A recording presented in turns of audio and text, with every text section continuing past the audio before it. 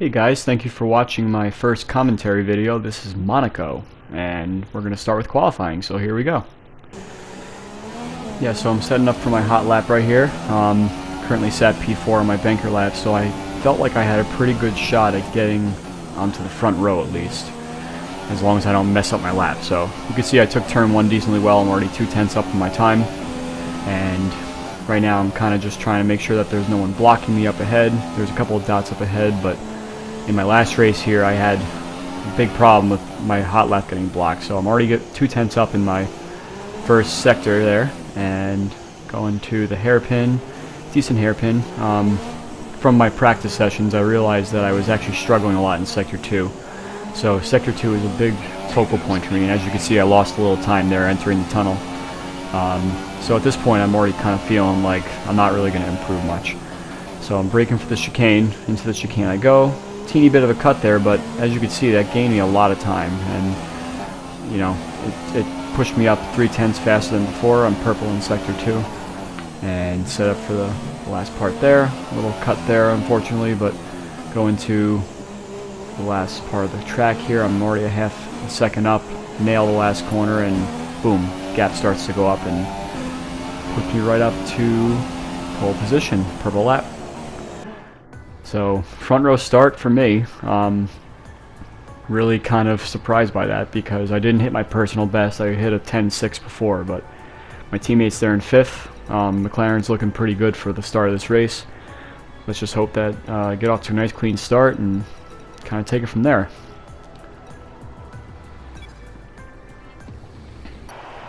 So here I am on the grid, my first pole position in almost 5 years.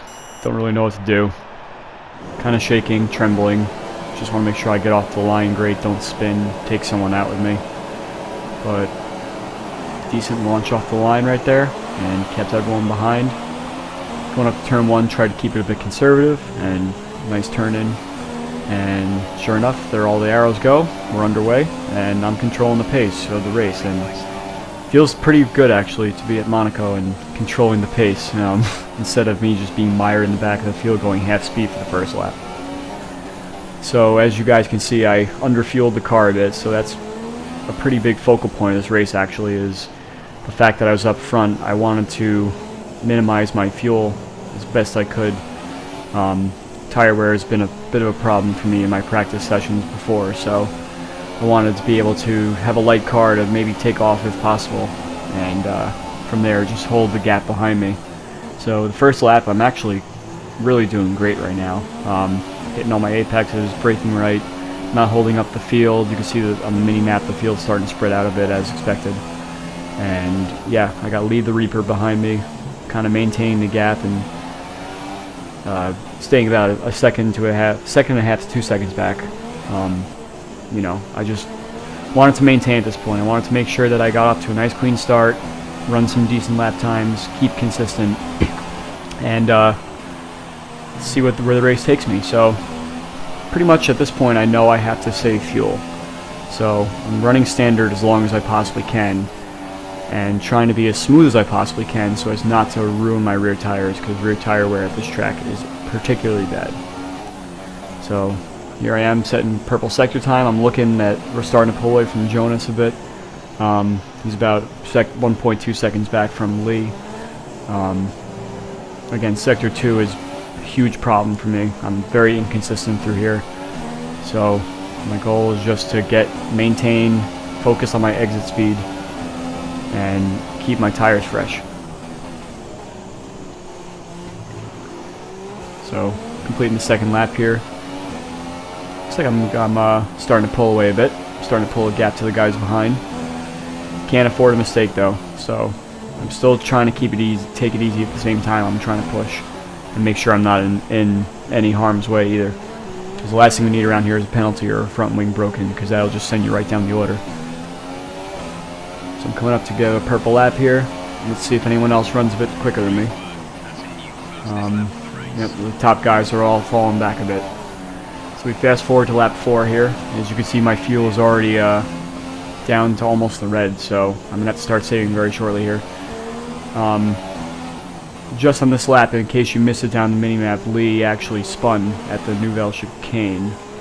and lost this place to Jonas, so that pushed everyone back a bit, probably trying to avoid the carnage. And as you can see, I'm now about, here comes the gap, I am 5.4 seconds ahead of second place, so I'm starting to feel pretty confident that my pace is actually on par, and now I can start saving some fuel. So as you can see, I just turned red on the fuel mix, so there's a purple lap right there. Time to kick it down the lean. I hope I kick it down the lean here. I think I did. Let's see. Didn't do it yet, even though I know I'm in the red. Still trying to pull a gap to Jonas as best I can. You know, I wanted a nice little buffer to make sure that when I turn the fuel down, I'm actually, as I said, a purple sector there. Want to make sure that my gap was still solid. So right now it's 6.5 seconds. So I'm still pulling away from Jonas. McGrady is a new fellow to the league in third place, doing a really excellent job there in third place for his first race in Monaco, getting thrown in with the Wolves, not knowing what to expect with his drivers around us. So yeah, Jonas and I played this gap game for a lot of the first stint. He was a little faster than me at some points. I was a little faster than him at some points, and we keep bouncing back and forth. So it was 6.5 before. Now we got set at 6.6. So I pulled a 10th on him there. So now we're on lap 10. Now I'm in lean. As you can see, I'm back in the green again. But always make sure to go to standard on the straightaway. Tire is looking pretty good. Not even 40% on the rears yet. And I'm set, ready to pit in the next 5 laps or so. So doing good on tire wear, doing good on fuel at the moment. Still got the good gap. Still trying to hit all my apexes, and my focus right now is at an all-time high. I've never been this focused in a race before. So I'm feeling really, really good right now. Lap 13. This is the first of the lapped cars. Not sure who that was. I believe that was Digsha, Toro Rosso, but I could be wrong, or it could have been Iceman. But anyway, very nice of him to just pull off and let me go by like that. Didn't hinder my progress at all. You guys can see now I'm starting to slide a bit. Tires are starting to kick in. My fuel's still hurting. Trying to maintain some sectors in lean, some sectors in standard. I know at this point lean's going to save my tires a bit more. So yeah, let's hope that I kick down to lean here soon, so I'm not really going to run myself dry. The gap to Jonas there is still maintaining about the same. He's closing on me a little bit. Again, the tires are starting to slide around a bit. I'm in lean right now, and getting ready for a pit stop shortly here. But Jonas has pulled away from my teammate 007 Professional. 4.4 is the gap right there in case you missed it. So it's lap 15. I thought about pitting, but I said, you know what, my tires still feel pretty good. Let's see what Jonas does. So if you look on the mini-map, there's Jonas going right at the pit lane. So Jonas decided to go for the standard strategy, pit lap 15, do 24 laps on the super soft tires, and there's my teammate pitting as well. And I found out afterwards he had a broken wing. So he had a little bit of a long pit stop there. Quick check of the tire wear just to make sure I'm good. This lap has to be spot on. I have to make sure that I'm not losing time. I'm already 6/10 down. I believe I messed up in Casino Square. I kind of got a little wide checking my tires. I probably checked them at the wrong time. But yeah, you could definitely see that the car is not in good shape right now. I'm sliding around a lot. Looking at the Casino Square right now on the mini-map, see where Jonas's gap is. Ace Has9 is caught up a bit. Not pitted yet. He's probably on the same strategy as me, just trying to maybe overcut someone. Hopefully get out of a battle. But the good thing now is that I have a clear pit lane. I'm not balked by anyone coming in late. You know, I just want to make sure I get in and out cleanly. So I'm 1.8 seconds back on my my fastest lap. So I got to pit now. Let's just make sure it's not a mistake for me to pit. Make sure I don't speed. Nice little coast in. So let's see what the McLaren boys are going to do for me here. If you see the mini map, you see Ace Has9 is in the swimming pool complex. Jonas just entered the chicane there, and I'm out. And come on, guys, get me out of here. Speed limit, speed limit, speed limit. There's Has9 pitting, and there's Jonas going onto the front straightaway. So yes, I've cleared Jonas. Make sure I can hit the pit wall on the exit. off I go onto turn 1, and there's Jonas, and as you can see, he's definitely a little closer, which was always to be expected based on my extra time staying out for another lap. So let's see what my fate is here and what sort of lap time I've resorted myself to. I'm sorry, the gap that I've resorted myself to by staying out. So Jonas is now 2.5 seconds back, so now I'm kind of starting to worry a bit. Maybe did I stay out too long? Up, there's a car who just crashed in Tabak. Probably was too nervous to get out of the way, so he just paused the game for his AI, which was very, very nice of him. Didn't want to hinder the leader or the leader's progress at all, so he dives into the pits anyway, so he didn't really lose too much time there. But did this help me or hurt me with Jonas is the question. Jonas is now 2.7 back, so I picked up a little bit of a gap on him.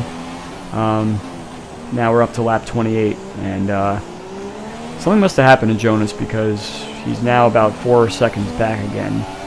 Again, I'm still playing with fuel. I'm just trying to maintain my fuel here, and as you can see, I'm way too much in the red for me to be comfortable. You just saw Mazias leave the pit lane after his stop there, so obviously he has ultra softs on, and obviously he's going to be faster than me, so I can only hope that he just stays behind me and does not try and do anything dumb to ruin my race. I would be in a really, really, really bad situation if he tries to dive bomb me somewhere. So it's starting to get tasty now with traffic.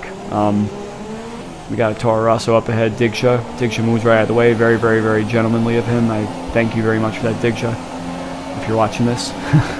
But I still have 2 cars up ahead that I still got to maneuver around. So now I got to see if they're going to be just as nice to Jonas when he comes up to them, or if he's going to get held up a bit. If it's in the right part of the track, he will likely get held up a bit. So going through swimming pool, and Jonas is, still losing a little bit of time to him. Bankai Bullet's the next one, and hopefully he pulls over for me on the straightaway. Coming up to him, and there he is. You can see he's lifting right there just to let me go, but he's in his own battle with Digsha and Mazias, obviously, so it's always very hard if you have to give up a battle just to let a leader by. So now we're up to lap 31. Look at that mini-map. You can see that Jonas has fallen very far back. I just put a lap on Bankai there, so Ace Has 9 is the next car after his pit stop, and look at that gap. 7.7 seconds. So Jonas has really gotten screwed with traffic here. Has 9 pulls over, very nice of him. Now I'm really screwed with fuel also. So I'm really happy this all played out how it was, because now I can go to lean and just save my fuel from here. I'm no threat from behind with Jonas. I lapped all the cars I needed to. Lap 35, as you can see, I'm green now, so I ran about 4 laps in a row on lean just to get myself back in the green again. I'm still flirting with it though. I'm still less than half a lap. My tires are doing good. Not even 50% wear with 5 laps to go, so my tire maintenance, my fuel maintenance, everything this race was just perfect for me. Jonas is now 8.2 back, and my teammate, who's now in 3rd place, is right on his tail. So McLaren's 1 and 3 right now. We're looking really solid, doing really good for the Honda team, and I'm about a second off my best time. Setting up 1 lap to go of the race. Final lap, and I'm still not 100% confident with my fuel, but I have such a lead right now that I just left it in lean, coasted the whole lap here. Did not need to crash on lap 39, so you could hear and see that I am just off the throttle, just trying to bring the car home. Yeah, this race was just amazing. I'm so happy that I've managed to bring myself to a place where I can dominate a race, run every lap the way I want to, have focus, have concentration, make a stake in this league, and hopefully this is the start of many more podiums and race wins in this league. Didn't even really practice too hard for it, honestly. I had a race here on Tuesday, so I had the setup all ready to go. I just had to kind of reacquaint myself with the track right before the race started. Getting the pole helped because it's so So hard to pass on this track. So being in qualifying and on pole and being able to lead the first lap gave me kind of an advantage, I feel. But here we are, going around the last corner, and going to take the checkered flag. My first ever win in a league race in Monaco. Feels so good. But unfortunately, I didn't get the whole video. I can't show you the standings at the end, so I'll have to do better next time. But let me know what you guys think of my commentary, and let me know if you liked it, if it added anything, if it just got annoyed hearing my voice. Let me know in the box, and I'll see you guys next time.